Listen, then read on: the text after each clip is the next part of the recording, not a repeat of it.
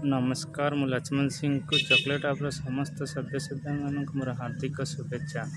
आज मु तृतीय श्रेणी जना अजना सप्तम पाठ प्राकृतिक और कृत्रिम प्रसंग उपर एक शिक्षण कार्य प्रस्तुत करने को जाऊँगी। प्रिय छात्र छात्री वृंद, आम आम परिवेश अनेक प्रकार जिनिस देखा पाँच सेगुड़िक मध्य केते गुड़िए चित्र ए वीडियो स्क्रीन देखा पाइब। उक्त चित्र गुड़िक भल भाव देखी एवं सेगुड़िकर नाम मन रखिब।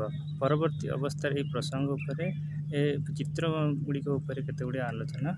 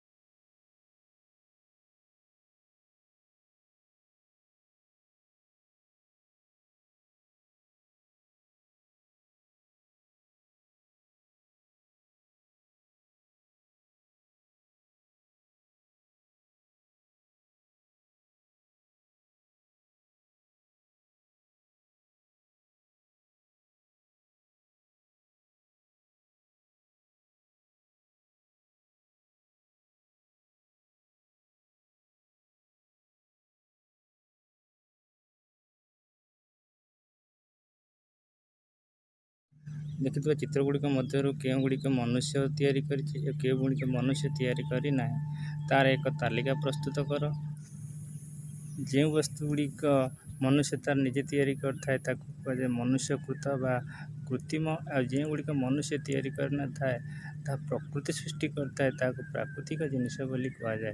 एणु आम आम चारिपाखे अनेक गुड़िए कृत्रिम और प्राकृतिक जिनिस सब देखा पाई था। ताले जो गुड़िक मनुष्य प्रस्तुत करता है कहुए कृत्रिम एवं जो गुड़िक मनुक होता है मनुष्य सृष्टि करना थाए प्रकृति सृष्टि करता है प्राकृतिक बोल के कहा। आम प्राकृतिक और कृत्रिम विषय जानिले वर्तमान आम कृत्रिम और प्राकृतिक को आम श्रेणी विभाग करिपरिबा। तेणु मुझे तुमको किसी गोटे शिक्षण कार्य देउची से शिक्षण कार्य को देखी उक्त शिक्षण कार्य गुड़िक प्रस्तुत कर परवर्ती अवस्था ताहाको संशोधन कराई।